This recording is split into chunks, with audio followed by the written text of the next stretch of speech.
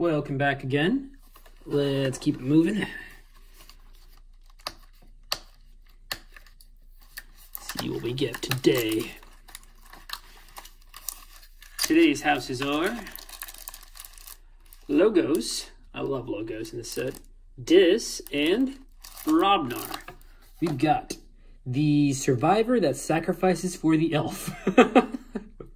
It's unfortunate we don't have shadows in here because it could definitely sacrifice for the elf. But that is a rad looking one. It looks like it's got like an eye in the middle here, and it's got like weird like hair arms coming down. I love that Illuminati triangle in the back there. The lightning effect. That's really cool. Cool. All right. And once again, I want to thank you all for watching. And if you have the inclination to do so, feel free to subscribe, like, leave a comment. And yeah, give me some suggestions for what else you'd like to see out of this channel. I'm mainly into games and card games and all that stuff, so I'm open to most things. But for now, let's just see what we got in this deck. I will put the deck list down and square it up and rotate it around. We're starting with logos here. We have Master the Fury. It's an action card with an amber bonus. Play, if there are no friendly creatures in play, you may archive a card for each enemy creature. I've never actually used the effect on that one, but if you ever do, it's really good. We have Interdimensional Graft, great card, an action card with an amber bonus. If an opponent forges a key on their next turn, they must give you their remaining amber. Dr. Millie, a 2-power creature with play for each creature your opponent controls in excess of you, not counting Dr. Millie, archive a card. Good archiving. Wormhole Technician, a 3-power creature with Reap, reveal the top card of your deck. If it is a Logos card, play it, otherwise archive it. A lot of fun with this guy. Thorium Plasmate, it's an action card with an amber bonus. Play, move an enemy creature anywhere in the controller's battle line and deal 2 damage to that creature for each of its neighbors that shares a house with it. Pretty good. It's a bit situational sometimes, but it's pretty good. And we have a second one of those. Nice. Sanitation Engineer, a 4-power creature with Hazardous 1. He has Reap, discard a card from your hand. It's actually a good effect for cycling out your hand faster. Information Exchange, it's an action card. Play, steal 1 amber. If your opponent stole amber from you on the previous turn, steal 2 instead. Good to see steal in logos. It's Igor, a 2-power creature. Play, look at the top 3 cards of your deck, add 1 to your hand and discard the others. Great for cycling. We have Eddie, 4x4. It is a 3-power creature with play, archive a card, and your opponent's keys cost +1 amber for each card in your archives. That's great. We had a couple of cards in there that could archive, mainly Dr. Millie there, so this could be really huge. And we've got Daughter, a 2-power creature with elusive, and during your draw card step, refill your hand to 1 additional card. A lot of good ways to get more cards in your hand, and look at that, speaking of it. We got Babbling Bibliophile, a 1-power creature with Reap, draw 2 cards. He actually survives way more often than you'd think. On to Dis, we have Key to Dis. It's an artifact.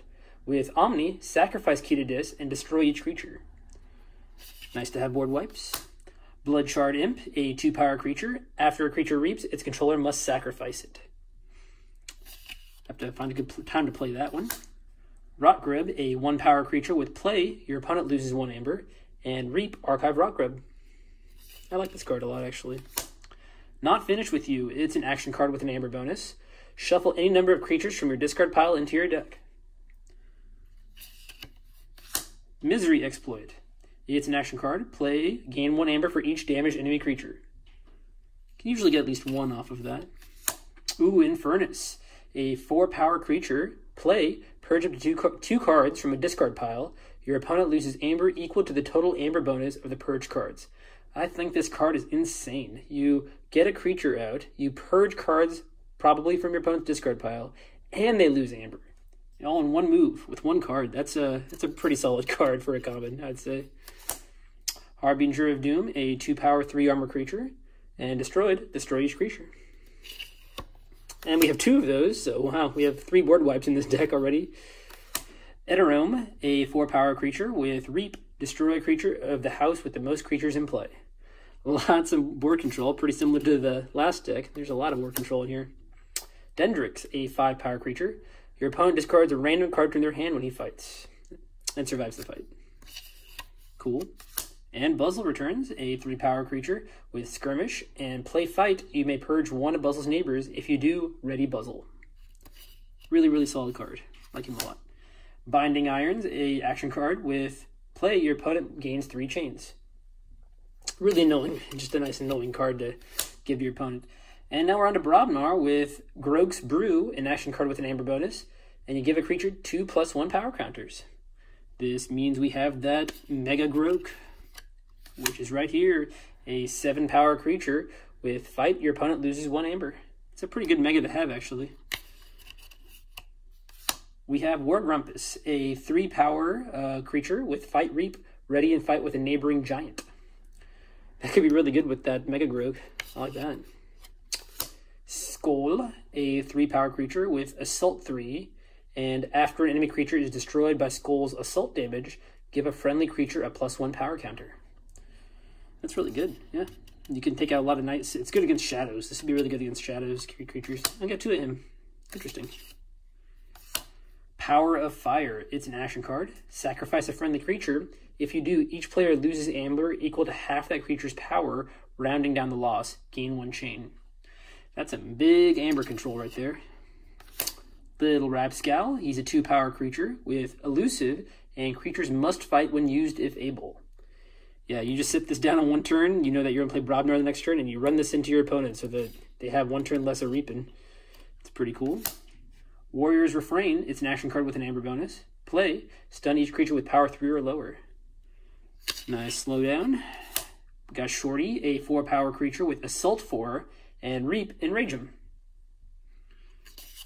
Got Calfine, a 5-power creature with, before fight, deal 2 damage to each neighbor of the creature Calfine fights.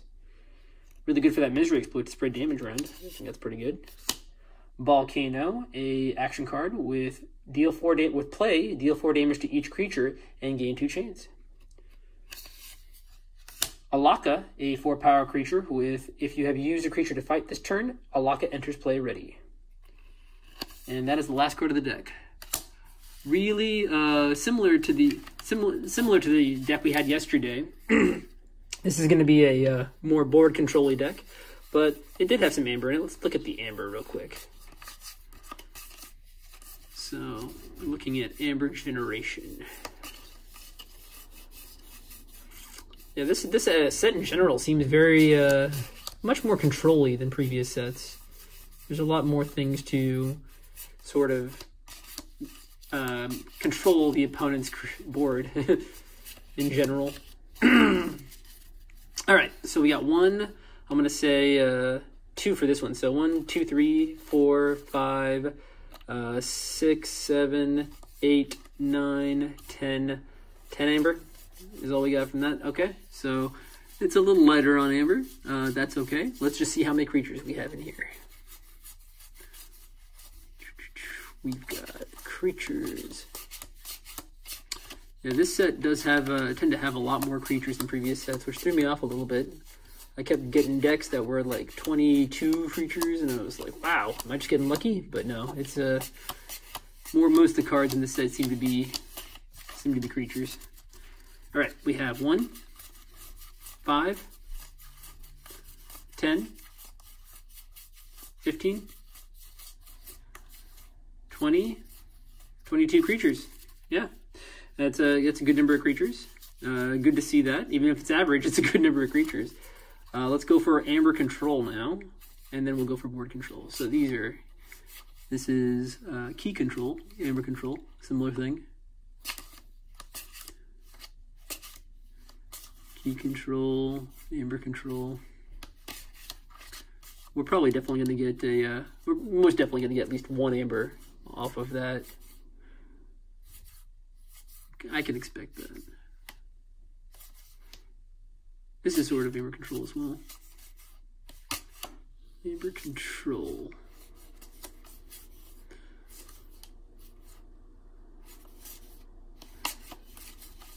Okay.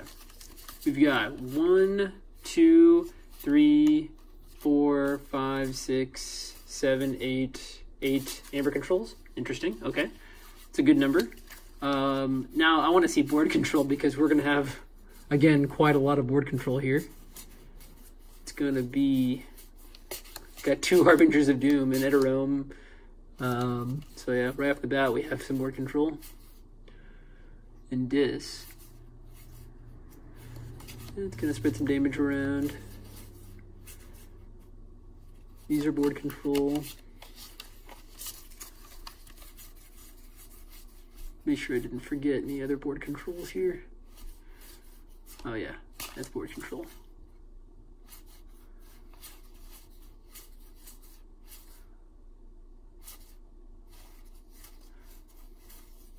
That's board control. Make some fight.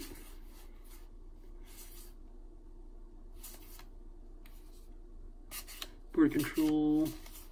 One class. Oh yeah, that obviously the key to this is also board control.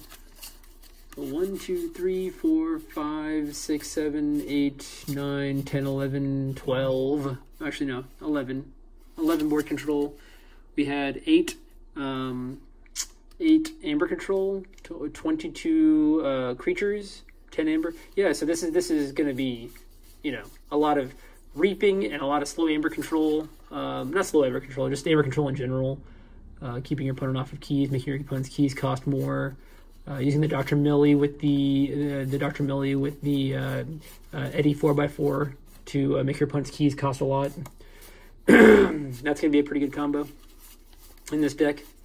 And that's mainly what I'd be looking for playing this deck. Getting a good board state set up. It doesn't quite have as many tools to protect my own creatures, but it has a lot more tools to kind of fight and attack my opponent's creatures, like readying and neighboring giants. So you can ready your shorty and have him fight twice. Your Alaka can fight 3 times, possibly in one turn, you know, or twice in one turn. It depends.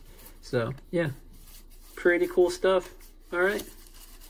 Well, thank you all again for watching. I think I'm getting faster at this. Once again, feel free to like and subscribe if you enjoyed this. See you in the next one.